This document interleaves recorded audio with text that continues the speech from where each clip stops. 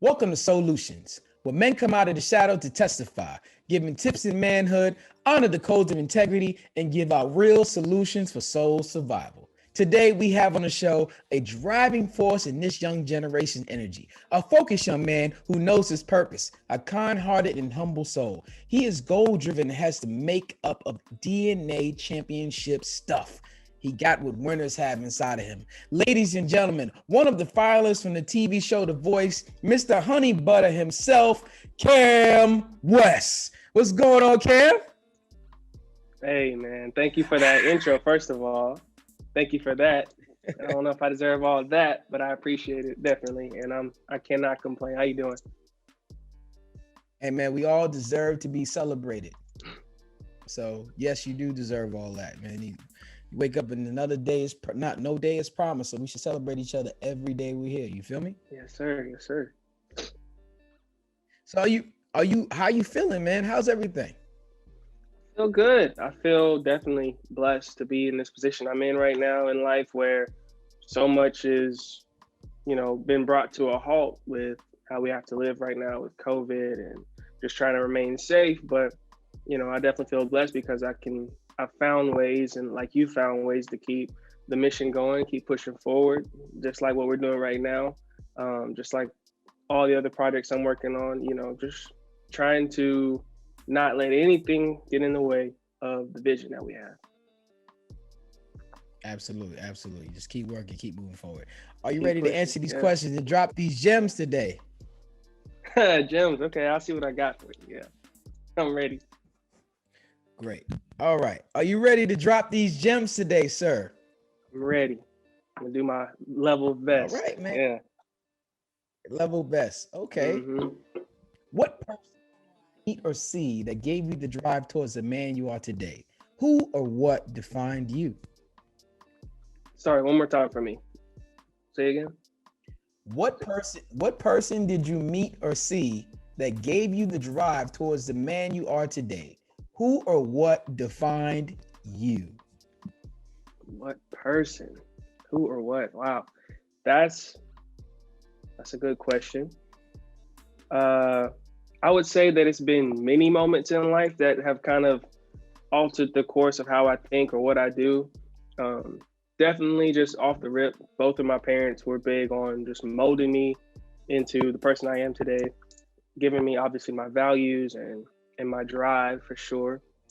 One of the things they always told me coming up that really stuck out to me was that whatever I loved, whether it was baseball, basketball, music, whatever, they couldn't want it for me more than I wanted it for myself. And so whenever they would say that to me, it would really imprint on me that no one can push harder for my goals than me. I have to be my biggest cheerleader. I have to be my biggest driving force. And they instilled that drive in me. So it's like, if I truly it made me self-reflect. It's like, you say you love this, you say you're passionate about this. What are you doing? What is your game plan? Where's your social proof that says that you are what you say you are? And so in that self-reflection, that was one of the biggest things coming up that I'm like, all right, I say I love basketball. How many shots have I put up today? I say I love music. How, have I written a song in my life? So just doing that constant self-reflection, that has had a big impact on where I'm at today. I know you just gave some examples about when you used it, but talk to me about the first time you realized that words rang true. Very first time. That you realized it. May not have been the first time, but when you realized, you said, "Oh man." Okay. Said there'd be days like. Okay. So I have. This was a big part of me coming into myself as an artist, and it kind of happened my senior year of high school. I had this gig for it's like Richmond School District 1, and there was a lot of pressure on me because it was the first time I was going to share the stage with one of the some of the bigger names in South Carolina as far as music and jazz. I was like, man, I've seen these guys on, I've always seen them perform at these sort of occasions. I've always seen their name, on the news and in lights or whatever else. So now that I'm in a position where I can share the stage with them, I have to be on my stuff. And I'm gonna make this story not so long, but basically when it came down to it, Yeah. I wasn't ready. I gave a performance that was probably pretty good, but it wasn't my best. And I had to figure out that where did I go wrong in preparation, in knowing my instrument, in having a repertoire built up to where I could say I could sing whatever song, in having my knowledge up to par where I can say, hey, I need this song in this key. I need it brought down a half step or up a whole step.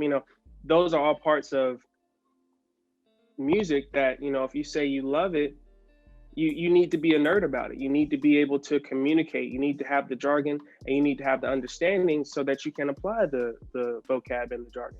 And I didn't have any of that because, where I say I loved it, was I doing enough? And the answer was that I wasn't. And so I had this moment to where, I had this guy come up to me at the beginning of the show before I had performed, and he had expressed great interest in my career and how, he could get me here and have me perform there.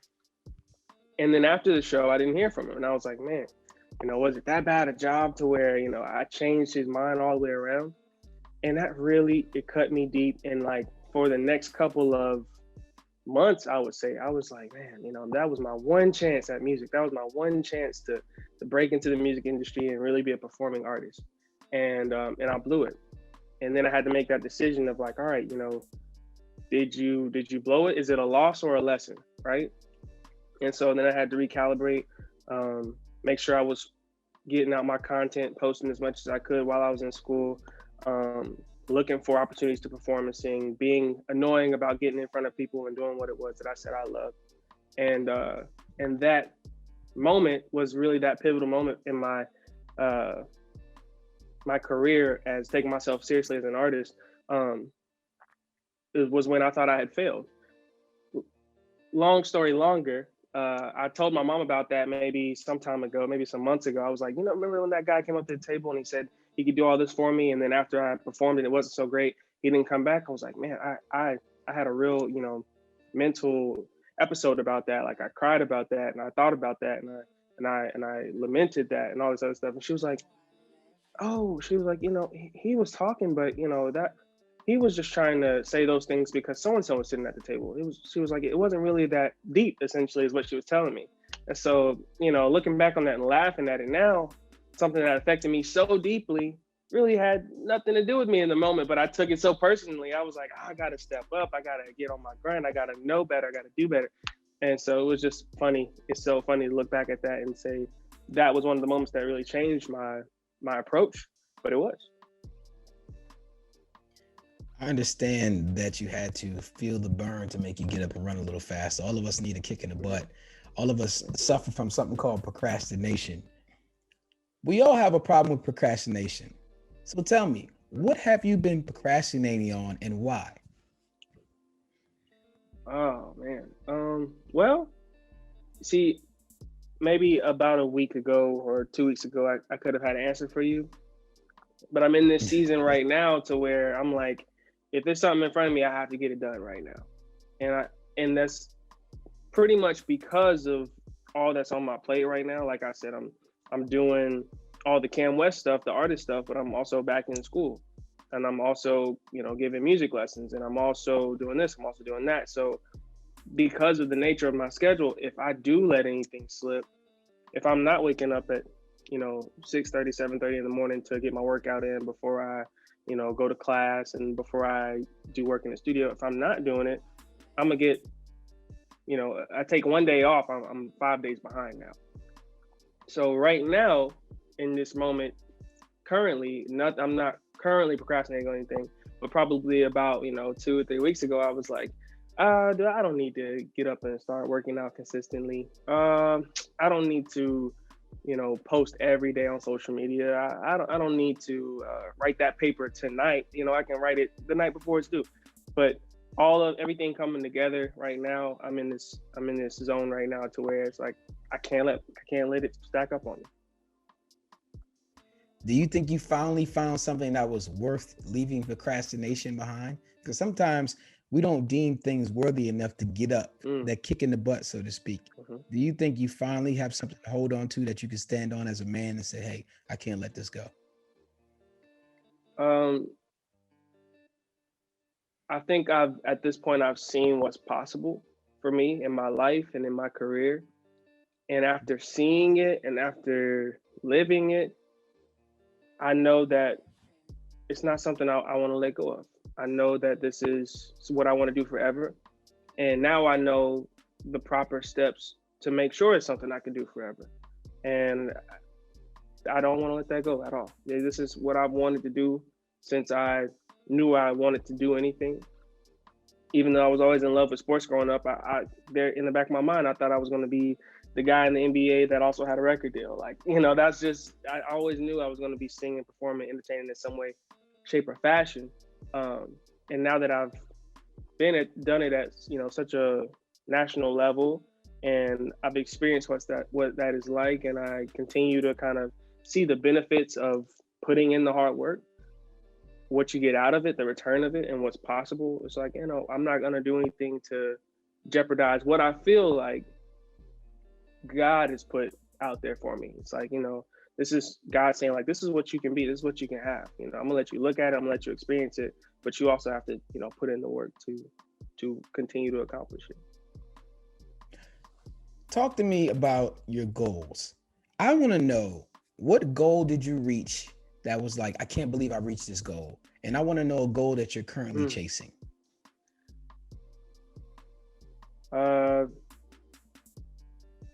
So every goal is like, oh, I can't believe I reached it. So like the first time I booked a gig as Camm Wess, it was like, really, this restaurant hired me to come and do what I love to do, and they're gonna pay me money. Like, I can't believe that. That's crazy. From releasing my first single, it's like, I really did that. I really wrote the song. I really recorded the instruments. I really sang my own backup vocals. I really arranged the song. It's like, man, I can't believe I did that. To performing on the Rising Star stage at Essence Festival in New Orleans, it's like, you literally have your name up in lights, and you're like, well, how can it get any bigger than this? And then a couple more years roll around, and now I'm on national TV doing what I love. And it's just like, every time I reach a goal, it's something that I couldn't see coming from myself. It had to be someone, bigger than myself working in my favor, right? Because it's something I couldn't even see for myself. So my goal is to remain consistent, because that's what I've seen in my life, is that if I stay true to it and I continue to work on music, put out music, perform places, stay in front of people, network, continue to have opportunities like this with people who are also very passionate about the business and about music. If I stay consistent, I feel like I won't miss out on what it is that is my next goal that I didn't even know I had. When I ease up off the gas a little bit, then things might slide by. But my goal right now is just to remain consistent. Like, after we get off of this call, what can I do next to better myself, that tomorrow I'll look back and I'll be like, oh, I'm glad I took care of that. I'm glad I did that. Talk to me about what consistent looks like. Do you have a vision board? I do. I don't know if people would consider it, like a traditional vision board, because I don't think I could give you the traditional vision board definition. But what I have in my room is literally a gigantic, like, cork board with the calendar on it. It's got pictures of me and my family on it, and it's also like littered with sticky notes. And every sticky note is either a goal or an idea, or an idea towards a goal, a song lyric, it's just, or a task. A lot of the sticky notes are tasks. So it's like, I might write down that I need to make sure I go and do some promotion, or I might need to make sure I finish writing a song. I need to put that task on the board. That way, no matter what's going on up here, if I'm thinking about 12 different things, I can look at that board at the end of the night. Did I do that? Did I do that? I didn't. So it's like, and I feel accomplished when I can snatch one of those sticky notes off the board and like ball it up and throw it in the trash can. Cause I'm like, I accomplished that. And so that's kind of my vision board. It's just like a wall full of tasks and goals and ideas. And when I accomplish something, I can take it off my plate and I can be proud that I stayed consistent enough to see that through. Now, we just talked procrastination, we talked goals, and we talked the vision Mhm. board. Along the road of you Right. trying to be consistent and gaining new things, what did you sacrifice?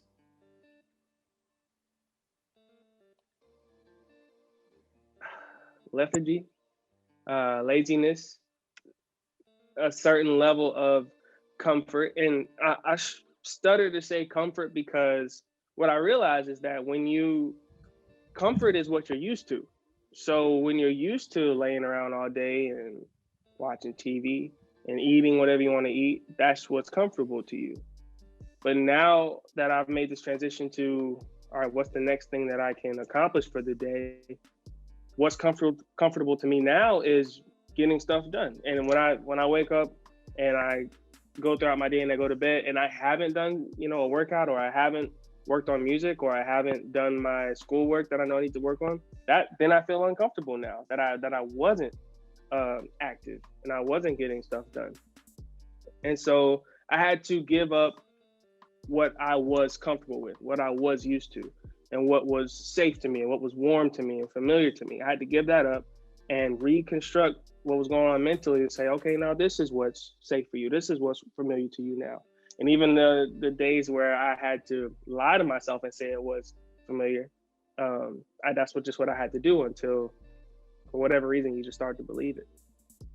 You know, I love it when you lie. Yeah, That's his new song, ladies and exactly. gentlemen. That's his See, new song. But you yes, talked yes. about Thank taking you. your comfortability and changing it around. That's making yourself Hmm. uncomfortable. And I once heard LeBron James. I said it before. James said he looks forward to being uncomfortable because he knows he see growth there. And you just explained it so beautifully when you said beautifully, excuse me, when you said that you realized that the only thing that needed to sacrifice was your comfort. A lot of people say time, a lot of people say money, a lot of people say health because they're out there, but you sacrifice your comfort, and no one's ever put it like that. And you just really you grew me with that, and I appreciate that. Thank you. Thank you. Talk to me about one of your lowest moments. Let's go low here. And what I mean by that is one of your Mhm. lowest moments you felt like you didn't know yourself, but I just don't want to talk about it. I want to know how you got up. This is for the people who might be dealing with something in your generation or above your Mhm. generation that hasn't figured it out yet. Talk to us about one of your lowest moments and how you got back up. So this is a this is a story I don't think many people know about, but I'll tell you about it.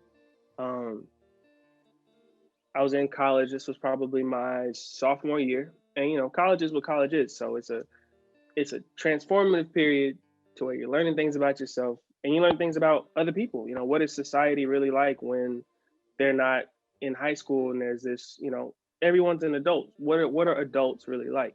Mm-hmm. And so it's very transitional. And now that I was classified as an adult, I now that was my experience of other adults really talking to me like I'm an adult, not just my parents, but like stranger adults, like addressing me like I'm an adult. And one of the adults that addressed me my sophomore year, I believe it was my sophomore year, was actually he was a professor at the school, and he was also my advisor. So his words carried a lot of weight to me. It was like, this is the person who is advising me on how to best accomplish school. And one thing that he told me uh, was that he didn't think music was for me.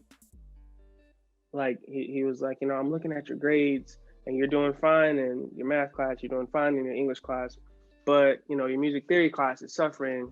Maybe music isn't for you. And that was tough. I had never in my life been told that music wasn't for me. but now I get to what at that time was the highest level of music I had experienced, because this is the collegiate level now. You know, everyone has doctorates. Everyone really knows what they're talking about. Here I am finally at this level, and someone says, maybe not you. And so I was like, how could the PhD be wrong? How could the person who knows so much be incorrect here? Like, maybe I do need to self-reflect. Maybe I need to change my major. Maybe there's something outside of what I'm trying to do right now that I need to be doing more of. And so that was another night when, and I promise I don't cry a lot, but that was another night when I was like, man, I have tears right now rolling down my face. Like, music isn't for me. That's tough to hear. And then that same night, I was in the music conservatory probably until like 1, 2 o'clock in the morning, just looking in the mirror in the bathroom. Like, are you really about to get out of this and go into some other field and kind of give up on what you've been working towards? That same night, I got a notification on my Instagram, because this was around the time that I was like, I'm going to post as much as I can. I'm going to post videos and of me singing and pictures. I got a notification on my phone from Instagram that said that Jazzy Faye, this beat is super, Jazzy Faye had reposted me on his Instagram, and he was like, "This is such a talented young man." Like, it was a video of me playing guitar and singing, like something I had recorded 1,000 times, but I guess that's the one he saw. And he was like, "This is such a talented young man. I'm so glad to see people like him picking up real instruments and doing what they love to do." And I was like, I'm literally like crying over the fact that music might not be for me. And then here's this legend, this titan in the game, reaffirming what I did believe, but was now being questioned. And so, I know you said, how did I pick myself up? But really, I think that was a God moment, where God kind of stepped in and was like, you're going to have people talk to you, and you're going to have people try and label you. You're going to have people try and put you in a box. But they are not the end all be all. No matter the paperwork or the letters that come before or after their name, like, what matters is our relationship and what you choose to do with what you know. And so, I got that notification, and I dried my eyes, and I was like, you know what? This was somebody who made a snap judgment of me. They said what they needed to say, because I think that would probably be easier for them to say than for them to say, okay, how do we fix this moving forward? How do we make sure that the grades come up moving forward? Instead of them saying that, they were really just kind of getting to know me. And so they made a snap judgment, and I took it for what it was. And so I would say one of my lowest moments was just allowing someone's words, no matter, what their status is, allowing someone else's words to affect me and cut me so deeply to where I was questioning what I knew was for me. And I knew it was for me. Even if I did question it, you can still know something. You can still question something that you know. It's like, I know that, 1 + 1 = 2, but I can still question that and say, why? Where do we get these figures from? Why do we believe this? I can still question it. And so I started to question, what I knew in my heart and in my soul. And I would say that allowing that person to kind of take that much power away from me, it was eye-opening, because I was like, his words were nice or were not nice to me in that time, and they impacted me deeply. But I still had the decision. I still had the choice to say how I was going to let them affect me. And so making that decision and making that distinction between what he thought and what I knew, I think that was what helped me kind of come out of that funk and say, I've still got work to do. I've still got growth, but I can make the adjustments that need to be made, because I know this is what I want. I'm a firm believer that we're all vessels and God uses for everything. And I also believe that blessings come through people, right? And I think Right. God did a lot of moving around to make Jazzy Faye message you that day. He had to put Jazzy Faye, no, listen, he had to put Jazzy Faye in the frame of mind to take his time to message and share you. That means he had to be, at least he had to be doing something to make him look at his phone and take a moment from his life to bless yours, without even knowing he was blessing you the way he was in that moment to shine light on you. And it's amazing how many people have told Camm Wess how good you are and it took one person down the line to tell you something. Mhm. Right. And everyone understand we all have a certain amount of power of the tongue, and we are what we accept.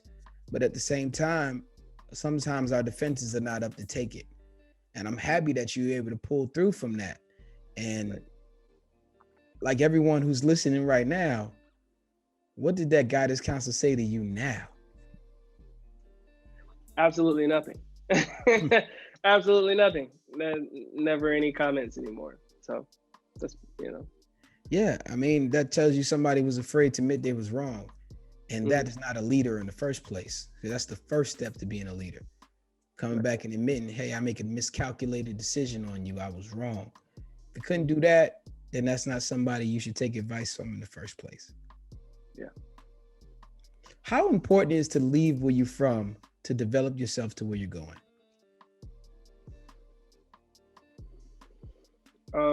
How important is it to kind of come out of what you're used to accomplish your future goals? Yes. I would say that it's Physically and mentally.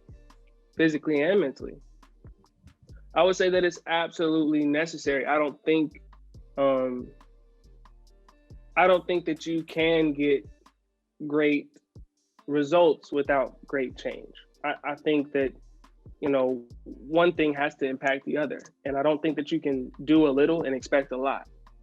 And so because of that, uh, you will have to make major shifts in life, and you will have to, and I've had to make major shifts in life, and I've had to, like I said earlier, come out of, my comfort zone, or what I thought was comfortable in that moment. Right. And once you know better, I'm a firm believer. Once you know better, you have to do better. And if you know that, like you said, physically, if you know that if I eat this and this and this, I'm a gain so much weight, right? So I have to stop eating those things. If I know that, I can either take that information and say, oh, okay, that's nice to know, or I can take it and apply it. And that's hard. I mean, I love to eat. I'm a I'm from the South. I'm from South Carolina. That's what we do. No matter what function you go to, cookout, birthday, funeral, it doesn't matter. Some food going on. Food is going to be there, and it's not going to be the Regular. healthy variety, right? It's not. Yeah.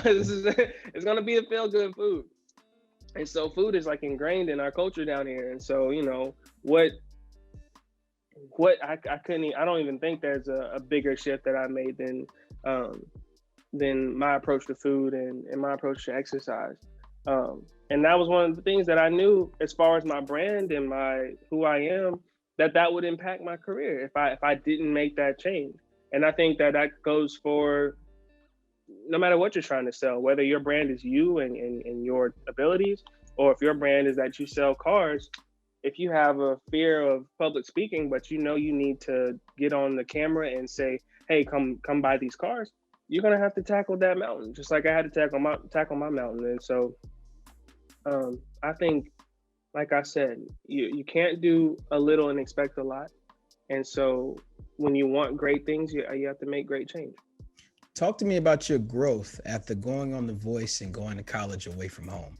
I want to know what new things did you learn in your experiences. We can start with The Voice, and then you can tell me about being on your own in college. Um, Going on The Voice, as far as you said, what great change did I experience? No, what new circumstances, like new change did you feel? What did you learn from it? What did I learn? What I learned, my biggest takeaway from The Voice, I would say, is Not, apart from I'm talking about yourself though, not just like the show and the business, but about you. right, my biggest lesson I learned about me. Mm. I think that it affirmed my belief that if I am pushed to accomplish a certain thing and I do what I know I need to do, I can accomplish it. I think there were plenty of nights to where you probably get done with rehearsing and media days and whatever else.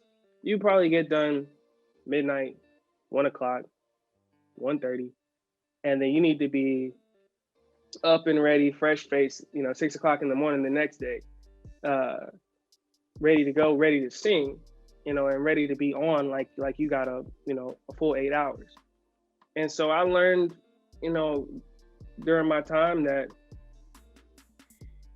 I might think that my limit is a certain thing. I might think that I can only be pushed a certain amount, but really, I think we don't know what we can do until we try, and we don't know what we can do as humans until we're pushed. And so, one of my biggest lessons, I can handle it, and I think that's why, too. Now my approach is what it is too, because, like I said earlier,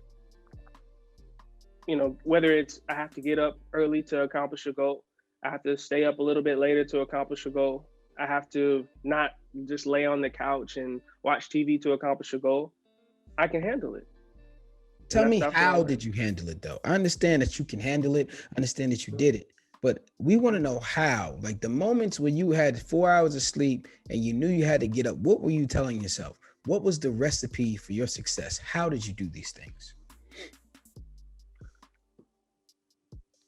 I think in those moments, it's very, especially when you're in LA and your friend, right? But you're also your competition is across the hall, and he or she, they have the same goal as you, right? And so there was a part of me that was like, I'm not special in this experience. Like I'm not the only one that's getting up at 6 o'clock in the morning. It might not be a vast, phenomenon. It might not be the norm. It might not be what's popular, but I'm not the only one. I'm not the only person that has to work hard to achieve their dreams. I watch a lot of these sort of things. I watch a lot of podcasts. I watch a lot of like lifestyle videos of how so-and-so came up and how this person achieved what they achieved. And every interview shows you that this person had to push. They just had to push in order to get what they wanted.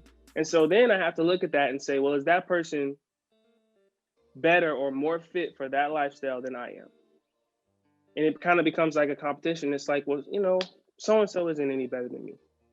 As far as we all start off on the same baseline. It's just those who push accomplish their goals. And so, it came to a point where I have to say, if so-and-so can do it, if that person did it, if that person is doing it, I have to believe that I can too. And I have to know that the person across the hall from me is thinking the exact same thing. So I cannot get comfortable and I cannot get so used to being comfortable that while I'm resting and not that rest isn't important. I think rest is very important. But while I'm over resting and just being lethargic, someone else is going to do it. Someone else is going to accomplish it. Talk to me about that moment where you actually thought you wasn't going to survive the show at the moment, where you said, I don't know if I'm gonna make it to the next round. And then I want to hear, I know I'm gonna make it to the next round. I want to hear both sides. Talk to me about see, people have their own opinions on your performances, but I want to know how you felt about a moment you thought you might leave early and a moment you knew you was going on. Obviously, the moment I thought I was leaving early was the first time I performed with someone else on stage. We did Senorita with my partner, Mandy. And, she did a great job. And we finished performing. And John chose his winner, and it was Mandy. And I was like, man, I stood right there on the stage, from the time he called Mandy's name to the time I started to walk off the stage, I had gone through in my head, like, this was a great experience. I'm grateful to be here. I'm going to get back home to South Carolina. I'm going to get right back to work. I'm going to keep, hit the ground running. I had made all those plans in my head, and, I'm ready to say, pack up my bag and say goodbye to everybody. And then Kelly Clarkson pushes the button that allows me to stay on the show. And so that was the moment where I was like, okay, I was completely ready to go. But if you want me to stick around longer, I'm going to do everything I can possibly do to stick around. And then in moving forward, Wait, from that stop, performance. stop right there. I want to Okay. celebrate the fact that you didn't let fear kick in, that appreciation did. And a lot of people need to take note right there. That is a gem. He didn't let fear kick in. He let appreciation kick in. It's a pheromone, whatever was one you want to release in your system, where you are right now as a person, and that your appreciation, humble, and gratitude. The moment when they called someone else's name, the man who chose you, Mr. Legend chose you. So you kind of, and you're a human being. You probably felt a little bit betrayed, but you chose a different level of maturity. And I Mhm. applaud that. So I want to stop you right there and tell you that is good that you didn't choose fear, because guess what? Energy and frequency matters in this universe. And had you have chosen fear, maybe Kelly wouldn't have saved you. Right. Right. Um, yeah. You said also in that performance. Yeah, go ahead. I'm sorry. And then moving forward from that performance, I realized, not realized, but it was made very clear to me, I think, just how important song choice is, and just how important it is to absolutely put your best foot forward, no matter what. So I went into the next song, the next performance, and I pulled out a song that I knew was going to touch people no matter what. You know, I knew I could get on stage and do 50% of what I can do physically, and this song was going to still touch people. That's when I did Say Something, and and people still, you know, message me and talk about that song to this day. And I think a lot of people would say that that was my kind of turning point in the show, and that's where I, really dug in my heels, and that's the performance that kept me around until the finale. But I would disagree with that statement, because I would say personally that the next performance was the one that solidified how I felt about myself, and it made me feel as though I was going to the finale. And what song was Um, that? that was when I performed "Ain't No Sunshine." That was when I was sitting in the room playing my guitar, and I did "Ain't No Sunshine." And the reason why I feel that way about that particular performance is because song choice, again, had the importance of song choice had been made so abundantly clear to me. And for that round, and this is kind of a behind the scenes thing, but for that round, the powers that be had kind of already established what song I was going to sing.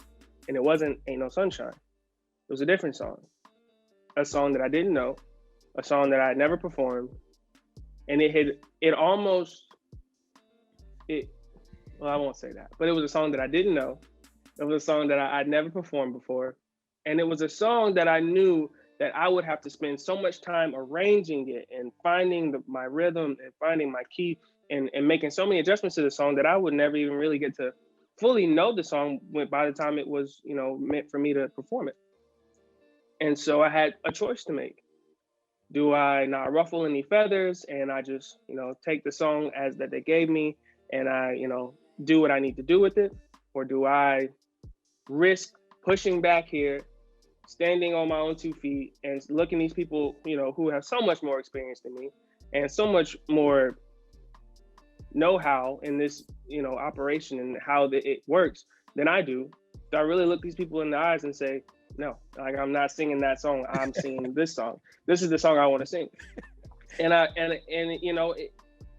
it it came down to, yes, they know the show better than I do, but I know me better than they do. And I was blessed to be able to do that song, and I'm so grateful that they allowed me to do Ain't No Sunshine, because had I not done Ain't No Sunshine and I did the song that I'd never sung before, I didn't know, I don't think that the song choice that they had for me would have been enough to carry me through to that round, and then to the next round, and then to the finale. Because I would have, instead of coming off of one great performance and going from Say Something and going into another, in my opinion, great performance with Ain't No Sunshine, instead of going from Say Something to Ain't No Sunshine, I would have been going from one great performance and Say Something to a performance that I would have felt very uneasy about. And you have to be consistently good or great on that show to be a standout. You can't really have one good performance unless that one good performance is incredible. You can't really have one and say, all right, I'm in a safe spot. And I knew that I had to apply the pressure every week. And I knew that to do that, I was gonna have to look these people in the face and say, I appreciate your input, but it would mean the world to me if I was able to do this song. And you know, they allowed me to do that. Friend to the show, Alex Acosta. He said on the show that in order to be successful, you have to make some rules, but you can't be afraid to break the rules and break the rules you made for yourself. You were not afraid to break the rules. And that's a testament of your guardianship and your parenting and all your mental influence that you had that said, hey, you still are you first and you know you best. People can remember countless shows where we say, why did they sing that song? Mm-hmm. You knew that wasn't for you, homie. You knew that wasn't for you, girl. Like you watch TV and you say that. And people don't know what goes on behind the scenes. And I'm sure the audience wants to know what song they were talking about. But we're not doing that here, ladies and gentlemen. If you want to ask Camm on his Instagram, you can ask him and maybe he'll answer you. But we're here to talk about manhood and gems. And I just want to champion you right now for standing up for who you are and who you know the best, whom is yourself. And that was very important. And I would like to say, I enjoyed all your performances. I was very proud to watch you in the silence of my home and say, hey, look at my little bro getting busy. Yeah. In fact, there were many times I got to watch you in other people's houses and I just kept my mouth shut. I said, look at my little bro getting busy. Mm-hmm. I was happy. My favorite performance from you, since I'm not gonna go too far off canter here. I can't remember the song right now, unfortunately, but it's when you sang the slow vibrato song. I think you had on a purple shirt with all the speakers behind you. And I think Kelly Clarkson cried. I really like that record. Yeah, you killed that. You killed that one. I'm sorry I can't remember the name of the record, but you killed that. Rainbow. Yes. That was my first time hearing that record, and it felt like it was yours. Wow, thank you. Rainbow, that was now Say Something was great because it was like, I gotta be a lion right here. You're not gonna step on me. Like you've been stepped on, now you get up. And I think you did very well on Senorita. I watched that performance too, and I think both of y'all look like y'all could be in a group. It was just that smooth. You know, you had your little taco meat out with your shirt open a little bit. You know, just a little bit. Yeah, just a little bit of something, right? You had it going. Which moves me to my next question. Now, I talk to my friends, I talk to other men about this situation, and I want to know something. Did you ever get a sex talk? Who or what gave you sex education? Man, well, coming up in elementary school, you know, I think it might have been 5th grade. They sat us down with one of the old school projectors and they were like, look at the board. Look at the board.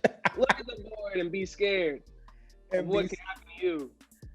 And I was like, like all these, you know, gross, you know, pictures of what happens when you don't protect yourself and all the perils and stuff. So I was exposed to the educational side of things early on because they did it in the school system. But also, I mean, my father is and was never one to shy away from a good teaching moment. And so, you know, when he saw me, you know this, like he's at heart, he's a coach, and at his core, he's a coach, and he will literally coach anyone on anything. And I mean, I've never seen anybody he's pulled to the side and talked to be like, you know what, I didn't learn anything. Like, no, everyone he talks to, he has some informed opinion on, and they're better for it. And he treated us the same way in the house, you know. He sees you kind of coming into yourself as a man. He's like, all right, I need to talk to that boy about X, Y, and Z and let him know what's really up. And so I'm grateful for that experience because I know not everybody has parents who feel comfortable talking about that stuff. But yeah, we had that open dialogue. I'm not going to let you slide that easy. All right. This is a different type of show. We're going to have some fun. Listen. Your dad is funny because teaching moments is what he lives for. All I hear is teaching moments. I'm gonna get somebody a teaching moment. yeah. Seriously, it's really like that. And I know. I agree, right? But I'm gonna say this: like, what type of talk did he give you? Did he give you the straight up talk? Because I rarely run into people who got a real talk. You know, people get metaphors like, hey, you sitting your hot dog in that hot dog in that hot bun, you know, stuff like that. Are you getting a real talk that tells you, hey, son, you're going to enjoy this. This is going to feel great, but this could happen. This could happen. So please protect yourself if you make this decision. This is a mature decision. If you want to wait till you get married, I'm cool. Like, did he run through exactly what the ramifications are, what you can run into, especially where you are in your career? You really don't have time to be running around right now when work is more important at this moment. Mm-hmm. Yeah. I can't even tell you when it was, but it was, you know, I was young, and with both of my parents, you know, I would have times when I would go, just me and my mom, to a restaurant, and we would sit down and eat and talk about anything. And then I had times when I would go with my dad, just he and I, and we would go and talk about anything. And that was when I guess when I started to come into age or whatever, he started to use those times as, you know, moments to, like, you know, we're in a comfortable, familiar environment. We're eating, so everybody's, you know, happy. We're loose, and so now let's talk about this. Let's get into the real. And there was never, I mean, you know him, right? There's never any vagueness to what he has to say, or whatever point he's trying to get across. So I didn't get too many metaphors. No, I got, you know, the straight up, like, this is something that's can be a very fun activity. This is something that can feel better than anything you've ever felt before. But this is something that can alter and change your life forever. Like, this is really something that shouldn't be played with willy-nilly, and you have to be smart and you have to protect yourself. And my parents, both of them, were very protective of me and my brother growing up. They were very protective of, not only in this sense, you're talking about like sexually, you know, be careful with yourself sexually, but just both of my parents growing up, you know, they were very big on be careful with yourself as an individual and as a soul and as somebody who they obviously love and value, because they made it very clear to us, not even, you know, in the sexual sense, not just in the sexual sense, but in the real world sense, that there are people out there that make a profession of preying on other people, of seeing what they want from someone else, coming into that person's life, getting what they want, and leaving. And they made that clear to both of us growing up. And I guess they knew, you know, with two talented sons, there would be people who wanted in on that for various reasons, and they knew that some of those reasons weren't going to be, you know, out of the kindness of someone's heart. And I think just with them knowing that, they made it very clear that we should obviously be open and loving people, but at the same time be very careful with ourselves, and be very cautious, and be okay with reading people, and be okay with telling people no, and guarding our hearts, and guarding ourselves in general, because while this world is for us and we should go out and make whatever we want to make in this world, it's still the world, and there's still traps, and there's still people who build traps, and so you have to be cautious of that as well. So it was never like a big mystery, you know. It was just a continuation. I would say that our sex talk was just a continuation of many other talks that we've had. You know, before I was telling you to protect yourself when it came to strangers because of XYZ. Now I'm telling you to protect yourself, you know, because of this. And this is just a new part of your life that will be a part of your life. And you need to be ready for that. Well said, young man. There's 2 points in there that I really love what you said, that your parents took you out to eat separately to get that bond and relationship with you. And I want to challenge parents to take their kids out one by one. If you have both your parents in your life, if you have the opportunity, take them out somewhere where it's just alone in you time. Even if you got to pull them out of school for a day and you guys just take a day to grow as a family. And the second thing I challenge you to do, sir, is one day sit down and interview your parents. Set a list of questions, the things you want to answer, and have them answer every question, because mommy and daddy have a story too. But all of us who are kids never think about our parents having a story. They're just our mother and father. But once you know their story, you know more about yourself, and you become more of a friendship as well as kids to them, and you grow Mhm. tremendously. Yeah. I want to poll you. I speak to several men.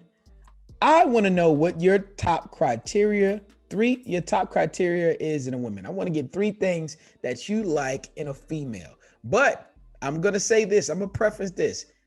I always say the one attribute or one thing that guys never say, I'm going to keep it right here in my head. I want to hear your three, and then I'll let you know the one I'm thinking about. So three things. Top three for you. Uh, Where you at right now? Top three. One is there has to be some kind of a relationship with God. So much of myself is rooted in that, and if we can't connect on that level, everything else is gonna fall apart. So you gotta have a relationship with God. I'm a if you can make me laugh, we love to laugh in this house. So if you can make me laugh, you have a good, healthy sense of humor. That's that's a big plus to me. And I would say just the ability to communicate, the ability to when not if, but when there are issues, we can talk about it. We can make the adjustments and we can move on.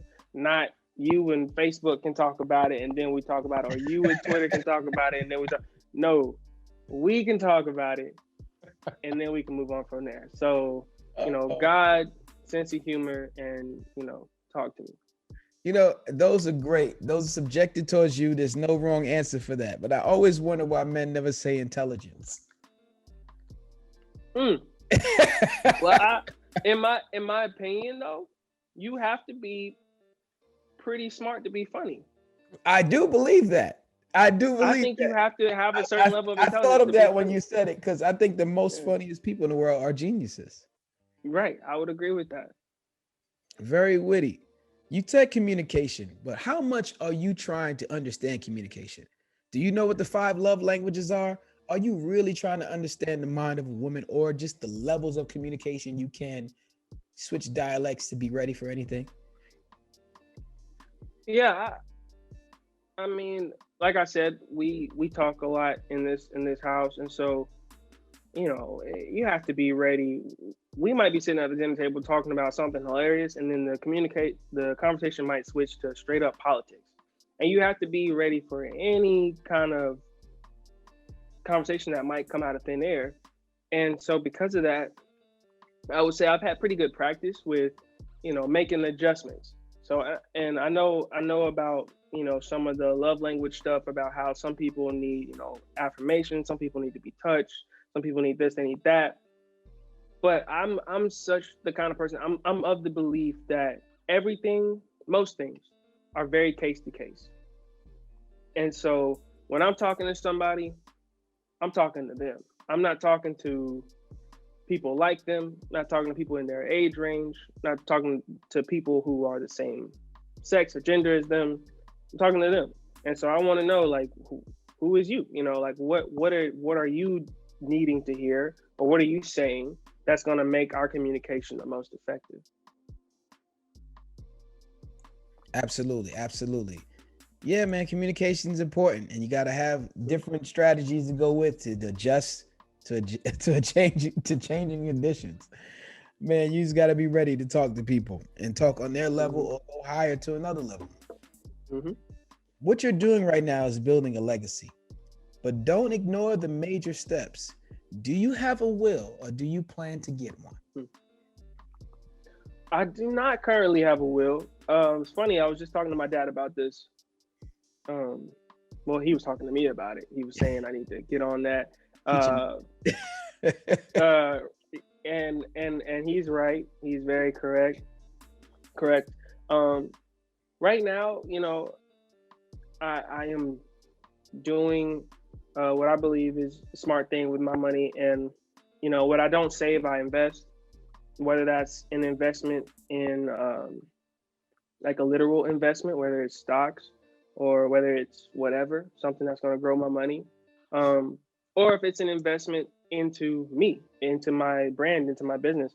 I consider it an investment when I buy a new piece of music gear because I know that if I buy this, it's going to make my overall product better. It's going to make people, excuse me, it's going to make people want to listen to my music more. It's going to make people want to come to my live shows more because they know that they're getting quality. People can hear and notice quality. And so, I might spend money on something that I just wanted for myself, but a lot of my money goes towards it. If it's not going towards shooting a music video, it might be going towards a new microphone to record the music for the music video. So it's I do a lot of investments. I do need to get on the will thing though. You're right about that. Why do you think people run away from that conversation of will? It's uncomfortable. People don't want to talk about death. It's something I personally don't feel like I struggle with as much. I think part of that is my belief in an afterlife and my belief that one day I'll see heaven. I think that's probably that comforts me more than anything. But also just from a logical standpoint, I think there's a quote out there, and I'm probably gonna butcher it, but it's like while I exist, death cannot, and while death exists, I cannot. And so it's like, why fear something that can't happen simultaneously? Once I die and I experience death, that's it. Death will be there, I won't be there, and vice versa. So I don't too much shy away from the more the mortal nature that we experience. Well, friend to the show, Cameron Wesley Sr. spoke about taking out insurance policies on your parents as an investment tool. Have you taken out an insurance policy on your parents as an investment tool for your future? I have not done that. I have not. I think you should look into that, sir, because he really opened my eyes with that. That is something that was huge to think about. And because he said his other cultural friends look at it as an investment while we look at it as a death sentence. But it's not a sentence if it's certain. It's absolutely going to happen to all of us one day, some faster, some quicker than most, some longer than most.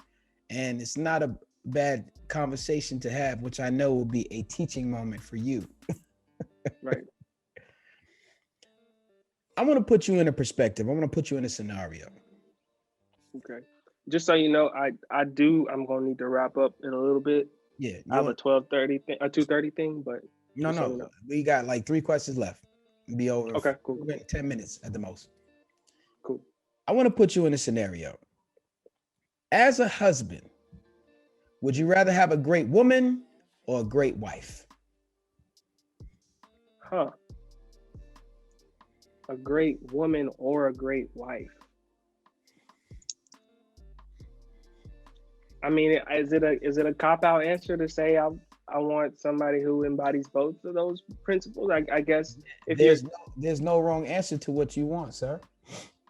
Yeah, I mean, and I feel like what comprises a great woman comprises a great person. And really, I think at the end of the day, what it comes down to is, are you a good person? If you see that I need help, will you help me or not? Are you a good person? And, if my wife sees that I need help with something and she won't help me, she's probably not a good person, and she's also a bad wife. And so, I think a good woman is a good person. And I think that if I have a good woman, then I will have a good wife, because I don't think that you can be a good wife without being a good woman. And I don't think you can be a good woman without being a good person. Excellent answer, sir. That's a gem right there for those taking that in. I came up with something called operating at 100%. And what I mean by that is I took 5 categories. I took purpose, knowledge, health, confidence, and money. Purpose, health, confidence, money, and knowledge. 20% for purpose, 20% for health, 20% for confidence, 20% for money, and 20% for knowledge. Purpose meaning you're working in your purpose every day. Health meaning you're working out, eating right, praying, meditating. Confidence meaning you're doing without any fear, any intimidation, and you're real confident at it too. Money, you made a little money, saved a little money, invested a little money. And knowledge, you took in some new knowledge. So, Mr. Camm Wess, I ask you within the last 24 hours, how much out of 100% have you been operating on? Well, I would like to say pretty high up on that level. Let's go down the list, right? So you had knowledge, and I've definitely been trying to be knowledgeable, not only with my studies in school right now, but also in my other projects. So, after I get done studying what I need to get done studying for school, I also hop on YouTube and I'm like, okay, how do I better work this Logic Pro X, software when I'm trying to accomplish, whatever? How do I better market my music? How do I better record whatever, So I try and do what I can on the knowledge front. Um, as far as give me the next one. Purpose. Purpose. Like living in your purpose and doing what you need to do to fulfill it. That's right. Yeah. So as far as that, I would consider this living in my purpose. The fact that we're on here and we're having a great conversation, but this is also content. This is also marketing. This is also things that will help further my agenda and my career and everything that I did leading up to this. So the fact that I even posted on social media yesterday, right? That's still me branding. That's still me marketing. That's still me trying to live in my purpose. Now, confidence is a tricky one because that means you hadn't had any fear in the last 24 hours and you weren't intimidated and you weren't insecure either. Well, confidence for me, confidence comes from preparation. And so if I prepare and I practice and I'm ready for whatever the event is, whatever the conflict is, the struggle is, I'm going to be pretty confident because I'm not going to practice until I think I got it. I'm going to practice until I know I got it. So like I said, I had a music lesson earlier today where I was working with one of my professors and I know we were going to have to vocalize and I knew that we were going to have to sing. So I could have, been not confident because I didn't do the things prior to prepare. I didn't have to wake up early and make sure I warmed up before we warmed up together. I didn't have to wake up early and make sure I did a fair amount of singing before he heard me sing. And I could have been really nervous about it. I could have been like, oh, I don't know how this is going to sound. Well, I knew how it was going to sound because I practiced beforehand. And so I think that comes back to preparation for me. So I felt pretty confident in that endeavor. Okay, so far we went over purpose, confidence, and knowledge. What about health? Mm-hmm. Did you get up and work out today, sir? I did. And actually, today is my two-a-day. So I did my HIIT calisthenic workout, and then I'm also go to the gym later on today too and do some treadmill stuff as well. So I did get on that, and I so far I do intermittent fasting till 2:00, and then I don't eat. I stop eating after 10, and so far, I haven't broken my fast yet today. So health is looking pretty good so far. Did you pray today? Did you meditate? Did you do the other things as well? I prayed. I have not had a chance to meditate. I pray, as soon as I get up in the morning, just as a thank you. Every morning, I'm just like, God, hey, you did it again. I'm back. I get to play this game one more time. And so I definitely pray. Normally, I meditate while I stretch, and I haven't had a chance to do that yet because I get to breathe through all the different positions and just kind of let my mind just kind of flow. But I haven't had a chance to do that one yet today. Have you saved a little money, spent a little money, invested a little money? On today, not yet. But I have been, like I said, been trying to invest and save, and especially on the investment front. Like I said, I got a couple different projects right now that are going to require money to eventually give me money. You know how that is. So I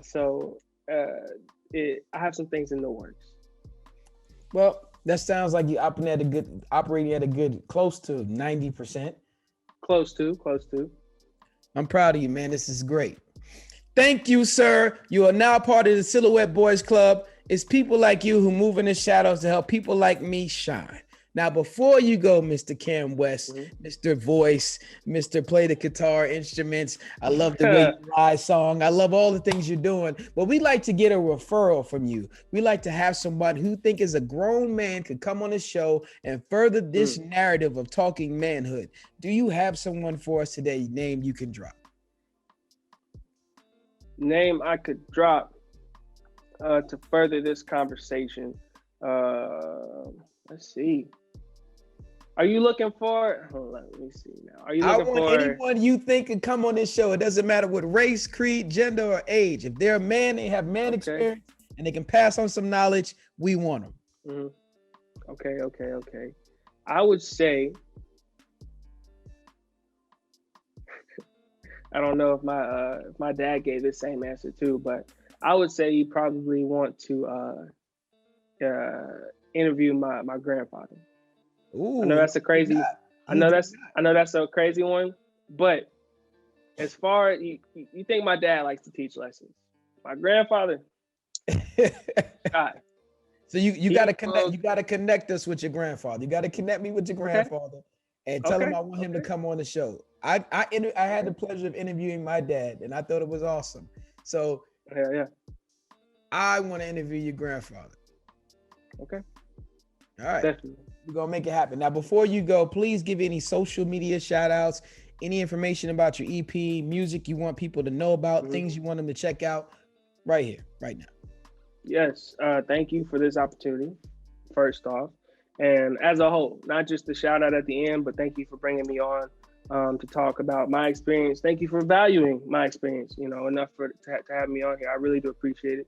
And I'm glad to see that you're doing well. But yes, all my social media is the same. CammWess. It's one thing, Camm Wess. I do have the single out. It's called Lie. It's on Spotify, Apple Music, iTunes, YouTube, wherever you listen to music, wherever you stream it, wherever you download it, it's there. Please go check it out. I'm very excited to say that we have so many projects in the works that will be coming very soon. And so follow me, keep up, and you'll be seeing all of that very soon. Well, thank you, sir. I appreciate that. For those who want to reach out to this show and come on this show, Solutions for Men, you can reach me at solutionsformen@gmail.com. To be also on all platforms is at Sheem1. So let's continue this conversation on Clubhouse, Facebook, Instagram. Just go ahead and message me and we can continue to grow together. Before you go, I'd like to end this quote from Miles Monroe.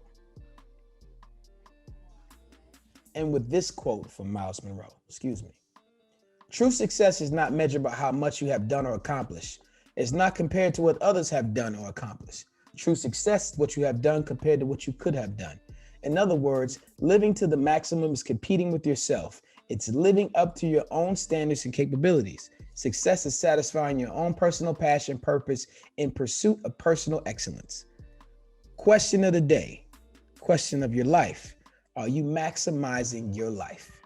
Ladies and gentlemen, this has been Solutions.